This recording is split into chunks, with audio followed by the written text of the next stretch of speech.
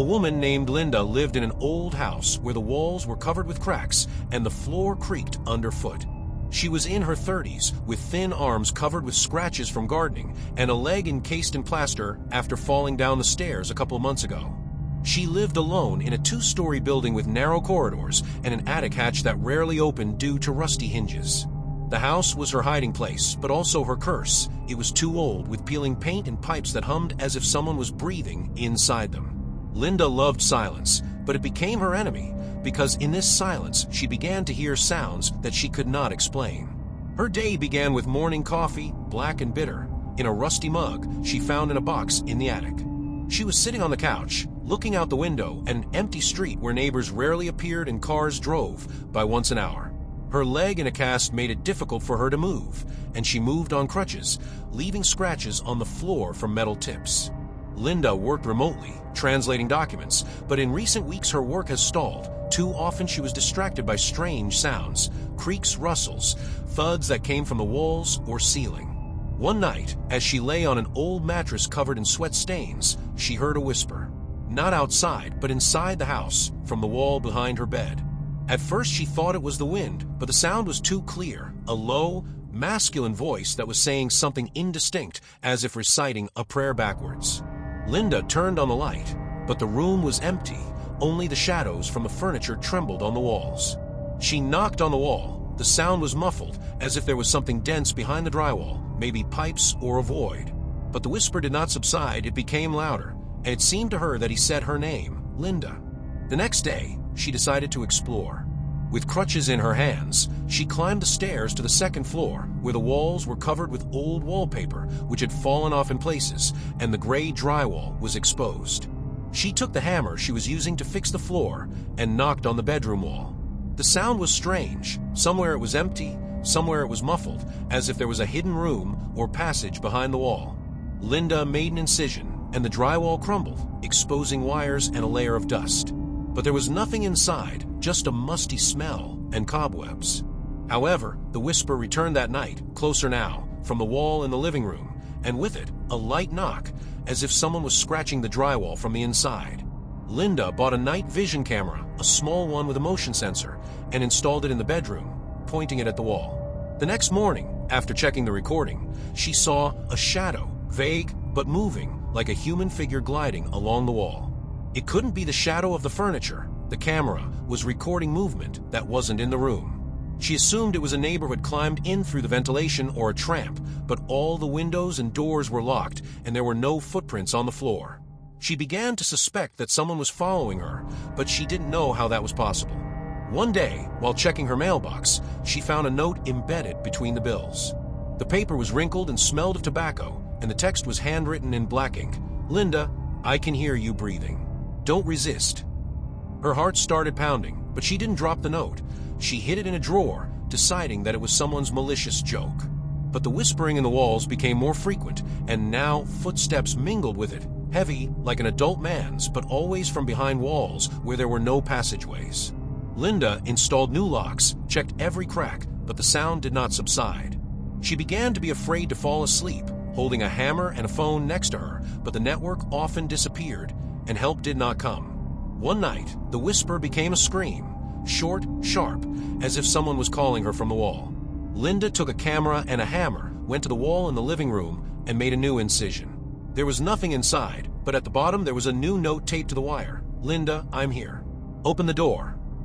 She looked at the door, it was locked, but the sound of footsteps was now coming from a hallway. Linda turned on the light, but there was no one there, just the creak of floorboards under her crutches. She returned to the bedroom, but the sound of footsteps grew louder, and she noticed scratches on the wall, fresh, deep, like from a knife. Her fear turned into panic, but she didn't know how to get out of this nightmare. You said next, which I interpret as yes, the continuation of the story. The title remains Whispers in the Walls, The Silent Stalker. Translation, Whispers in the Walls, The Silent Stalker. I'll take your requirements into account. No mysticism, just reality, American style, a 7,000-character main plot, full of tin, variety, and tension, like in a movie. I write in Russian, in full text, without chapters. Linda stood in the bedroom, clutching a hammer in one hand and a night vision camera in the other, her leg in a cast throbbing with pain as she leaned on crutches. The scratches on the wall were fresh and deep, stretching down as if someone had scratched them with a knife, leaving white marks on the gray drywall. The footsteps in the hallway grew louder, heavy as a grown man's, but when she looked out, it was empty, just the creak of floorboards under her weight. Her heart was pounding so hard that she could hear it echoing in her ears, but she couldn't let fear get the better of her. She turned on the camera, pointing it at the wall, and noticed movement, a shadow, vague but human, sliding along the wall, although there was no one in the room. Linda took a step back, and her crutch caught on the carpet, causing her to fall to her knees. The cast cracked, sending a sharp pain up her leg, but she didn't scream. She was afraid that the sound would betray her. The footsteps drew closer, now from behind the wall in the living room, and a low, masculine whisper mingled with them, repeating her name. Linda? Linda. She got up, leaning on the hammer, and headed for the living room, where the light from the lamp cast long shadows on the walls. There on the floor was a new note, crumpled, with a smell of tobacco and dampness, like the previous ones. Linda unfolded it, and her fingers trembled. Linda, I can see how scared you are. Open the window, or I'll come in. She looked at the window. It was closed with rusty bolts, which she had checked in the morning. But the sound of footsteps grew closer, now outside the bedroom door, and Linda heard the handle turn, even though the lock was on 2 turns. She rushed to the door, but it swung open, and a man stood in the doorway, tall, with broad shoulders, in a dirty work jacket, with a face covered with scars and dried blood. He was holding a knife in his hands, a kitchen knife, but sharp, with a jagged blade covered with something sticky. You've been resisting for too long, he said hoarsely, stepping forward. Linda hit him on the arm with a hammer, and the knife fell out, plunging into the floor. The man growled and grabbed her by the hair, but she twisted away, falling to the floor. Her cast cracked harder, and pain shot through her leg, but she managed to hit his knee. The bone cracked and the man fell, but instead of screaming, he laughed, a low, creepy laugh, as if it were a game. Linda rushed to the window, but he grabbed her ankle, pulling her back. She screamed, hitting him in the face with her crutch, breaking his nose, and blood splattered on the walls, drenching the wallpaper. The man released her but immediately got up, clutching a crowbar found on the floor, and hit her on the back. Linda fell, gasping, but managed to grab a knife and plunge it into his thigh.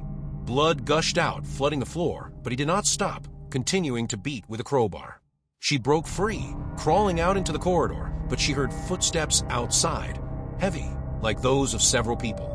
Linda looked out the window and saw 2 men and a woman in work jackets with tools. One was holding an axe, the other a canister of gasoline, the third a camera aimed at the house. They took their time, as if they knew she wasn't going anywhere. Linda locked the door, but the axe pierced through the wood, leaving splinters on the floor. She hid in the basement, which smelled of damp and old pipes, but the sound of footsteps grew louder, and she noticed a camera on the wall, a small one with a red indicator, installed without her knowledge. Someone was watching her, recording her every step. In the basement, she found an old cabinet full of tools and boards, and hid inside, pressing herself against the cold metal. But the whisper came back, now from the pipes, low, hoarse, repeating her name. Linda took out her phone to call for help, but the network was gone and the battery was flashing red. Then she noticed a new note on the shelf, taped to the pipe.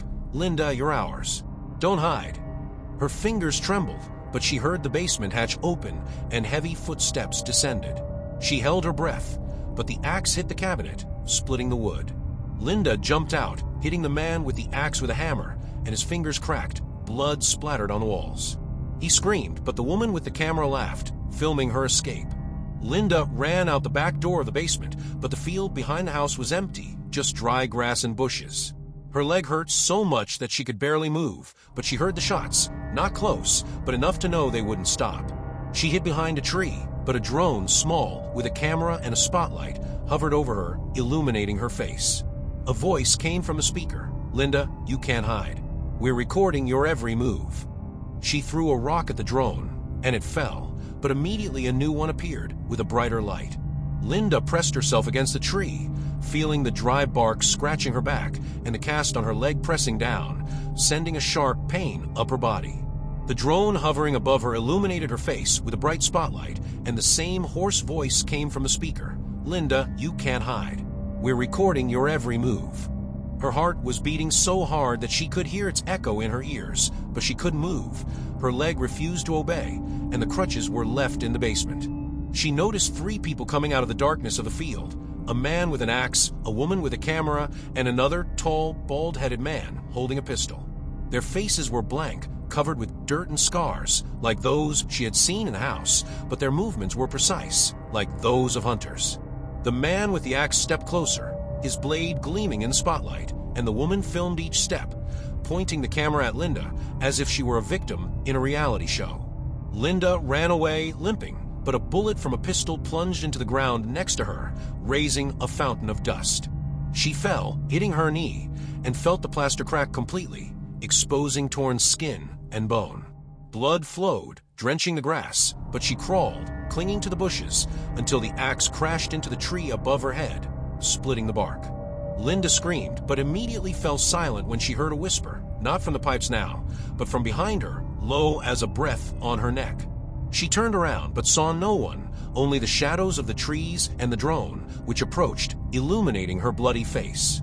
Laughter came from the speaker, low and eerie, as if someone was enjoying her fear. "You're our star," the voice said, and Linda noticed how the man with the gun raised his weapon, aiming at her leg. The shot rang out, the bullet tore through the meat, and Linda fell, screaming in pain. Blood gushed out, flooding the ground, and the bone cracked, exposing a white splinter under the skin. She tried to crawl, but the woman with the camera came closer, filming her face, eyes full of tears, mouth screaming in pain. "It's beautiful," the woman said, and Linda felt the axe sink into her shoulder, ripping through the muscles. Blood splattered, flooding the grass and the camera, but the woman did not pull away, continuing to shoot until the man with the gun fired again, hitting her hand. The bullet shattered the flesh, and Linda screamed, but her voice was drowned out in a new whisper, now from the bushes low, repeating her name. "Linda, Linda." Linda realized that it wasn't just harassment, it was a show where her pain was spectacle. She noticed the phone on the ground, which had fallen from her pocket, and tried to reach out, but the drone hovered over her, and the spotlight blinded her. A voice came from the speaker. "Don't call, Linda. We know your every number." She pressed call anyway, but the network was gone, and the phone flashed red before turning off. The man with the axe raised the blade, and Linda closed her eyes, but the blow landed on a nearby tree, leaving a deep furrow. She opened her eyes and saw a woman with a camera holding a microphone up to her face, recording her breathing, hoarse, ragged with pain. Linda hit the woman with a rock found in the grass, breaking her nose. Blood splattered, flooding the lens, but the man with the gun fired, hitting her thigh. Her leg shattered, the meat was torn apart, and the bone was sticking out of the wound like a white dagger. Blood gushed out like a river, soaking the grass, and Linda screamed, but her voice was cut off when an axe plunged into her back, splitting her spine. She fell down, gasping, but the drone continued to shoot, and laughter came from a speaker. "You are our masterpiece." They didn't stop. The man with the axe chopped off her hand. Blood splattered on the grass, the meat tore, and the bone cracked under the blade. The woman with the camera laughed, recording how the flesh tore, how the skin sagged, how the bones fell to the ground. Linda was still breathing, wheezing, but her consciousness was fading from pain and blood loss. The second man splashed gasoline on her body, and the smell of fuel mixed with blood. The woman flicked a lighter, and the fire broke out, devouring her skin, hair, and clothes. Flames licked at her face, charring her eyes, nose, mouth, until she stopped screaming, leaving only the sizzle of burnt flesh. But that wasn't all. The drone, still hovering, recorded how her body burned, and 3 more men in work jackets, with tools and cameras, came out of the forest. One was holding a new axe, the other a canister, and the third a microphone. They surrounded her remains, removing every detail: charred bones, tattered skin, blood mixed with ashes. One of them said into the microphone, "Linda is our number 5. The next act begins." They packed her charred remains into a suitcase, the same as the ones in the basement, and attached a note: "Linda, you are the star of our show." The drone flew away, broadcasting the recording on screen somewhere in a dark room where people were sitting, watching every death, every scream, every shot. The next day, someone found a suitcase in a field, a young guy with a backpack and a flashlight. He opened it, saw ashes, bones, blood, and his face turned pale. Inside was a new note written in blood: You're next if you're watching." He dropped his suitcase and ran, but the drone hovering over him turned on the spotlight, and a voice from a speaker said, "Welcome to the game." The network watched him through drones, cameras, recordings, making money on every new act, on every victim, turning fear into a business where Linda became part of their endless show. The young guy, whose name was Tony, rushed to run across the field. His breathing was ragged, and his heart was pounding so hard that he could feel it pounding in his throat. The suitcase with Linda's charred remains, ashes, and blood was left behind, but the fear wouldn't let go. The drone hovering over it illuminated his every move with a bright spotlight, and the same low, hoarse voice came from a speaker. "Welcome to the game, Tony. We know where you live." His backpack was hitting his back, and the flashlight in his hand was shaking, picking out dry grass and bushes from the darkness. He stumbled, falling to his knees, and felt the thorns dig into his palms, leaving bloody scratches. Tony got up, but the drone got closer, its camera focused on his face, sweaty, pale with wide eyes. Laughter came from the speaker, mixed with a whisper repeating his name. "Tony? Tony!" He ran towards the forest, hoping to hide among the trees, but the footsteps behind him, heavy, confident, like hunters, made him freeze. 3 men came out of the darkness. A man in a work jacket with an axe, a woman with a camera, and another tall with a bald head and a snake tattoo on his neck, holding a pistol. Their faces were covered with dirt and scars, and their eyes were empty, like those who had long lost their humanity, but their movements were as precise as those of machines. The man with the axe stepped closer, his blade gleaming in the spotlight, and the woman filmed Tony's every step, pointing the camera at his trembling face. Tony rushed to the side, but a bullet from a pistol pierced a tree nearby, showering it with fragments of bark. He fell, hitting his shoulder, and felt his skin tear, blood trickling down his sleeve. He crawled, clinging to the roots, but the axe sank into the ground in front of him, leaving a deep furrow. Tony screamed, but immediately fell silent when he heard a whisper, now from the bushes, low as a breath on his neck, repeating, "Tony, don't run. We'll find you." He noticed a phone on the ground that had fallen from his backpack and tried to reach out, but the drone hovered lower, illuminating his hands. A voice came from the speaker. "Don't call, Tony. We know your every number." He still grabbed the phone, but the network was gone, and the battery flashed red before turning off. The man with the axe raised the blade, and Tony felt his stomach twist with fear. He started to run again, but the bullet hit his leg, tearing the meat. Blood gushed out, drenching the grass, and the bone cracked, exposing a white splinter under the skin. Tony fell, screaming in pain, but his voice was drowned out in a new whisper, now from behind the trees, low, repeating his name. "Tony? Tony!" A woman with a camera came closer, filming his bloodied face, eyes full of tears, mouth distorted with pain. "It's beautiful," she said, and Tony noticed how the man with the gun raised his weapon, aiming at his chest. He tried to crawl out, but the axe bit into his arm, splitting the bone. Blood splattered, flooding the grass and the camera, but the woman did not pull away, continuing to shoot until the man with the gun fired, hitting the shoulder. The bullet tore through flesh, and Tony screamed, but his voice was cut off when the axe struck again, this time on his leg, tearing through muscles and bones. Tony lay half dead in the grass, blood flowing freely, soaking the ground, and his consciousness faded from pain and blood loss. The drone, still hovering, recorded every detail, the blood, the wounds, his trembling body. Laughter came from the speaker. "You're our new act, Tony. Are you ready for the finals?" They surrounded him, shooting from different angles, like directors on a movie set. The woman bent down, took his phone, checked his notes, and said, "We know everything about you. Your house, your habits, your fears." The man with the axe raised the blade, preparing for another blow, but Tony was still breathing, wheezing, clutching the ground with bloody fingers. Tony was lying in the grass, bloodied, with a torn leg and arm, the skin on which hung in rags, and bones sticking out of the wounds like white daggers. His breathing was hoarse, ragged, and each breath was accompanied by a gurgle of blood in his throat. The drone hovering above him illuminated his face with a bright spotlight, recording every detail, sweat, tears, blood flowing on the grass. Laughter came from the speaker, low, creepy, like those who enjoyed his suffering, mixed with whispers. "Tony? Tony?"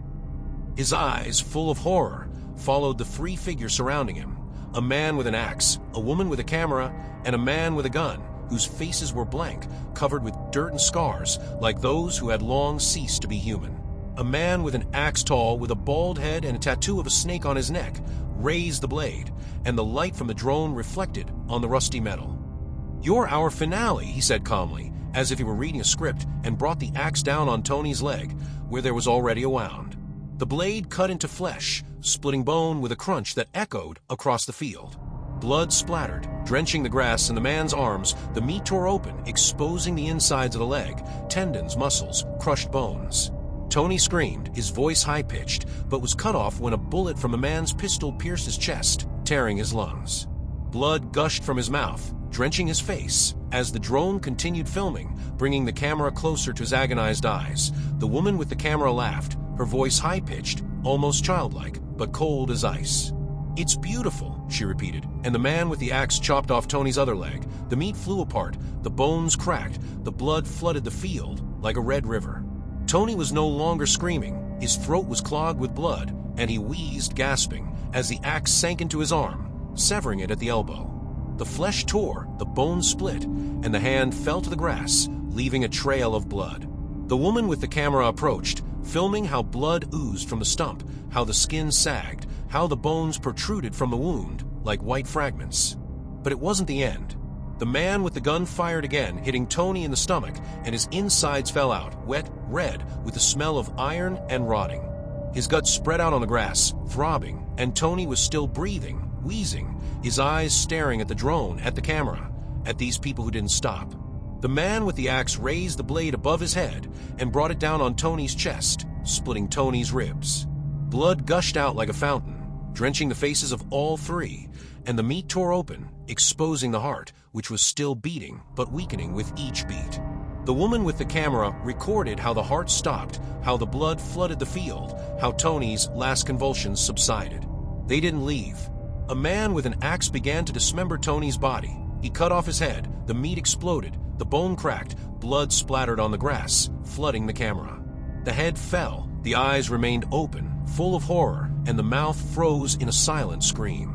The woman laughed as she filmed the flesh tearing, the bones falling to the ground, and the skin charred by the friction of the axe. The second man splashed gasoline on the remains, and the smell of fuel mixed with the blood. He flicked the lighter, and the fire broke out, devouring Tony's body. The skin cracked, the meat sizzled, the bones turned black, until only ashes and bones remained. The drone, still hovering, recorded how the flames devoured the field, and laughter came from the speaker. "Tony is our number 6. The next act begins." They packed the charred remains into a suitcase, the same as the ones in Linda's house, and attached a note written in blood. "Tony, you're the star of our show." A helicopter appeared over the field, lowering the rope, and they flew away, leaving the field on fire, smoke rising into the sky like a distress signal. But the next day, someone found a suitcase in the Woodsay girl with a backpack and a flashlight. She opened it, saw ashes, bones, blood, and her face turned pale. Inside was a new note written in blood, "You're next if you're watching." She dropped her suitcase and ran, but the drone hovering over her turned on spotlight, and a voice from a speaker said, "Welcome to the game." The network, which watched everything through drones, cameras, and helicopters, continued to work, turning fear, blood, and death into a business show where every scream, every shot, and every murder were mounted and sold to those who paid for such terrifying moments. Tony became part of their collection, but his death was not the last, and the field where he died became a new stage for their nightmare, where the next victim was already waiting in the wings.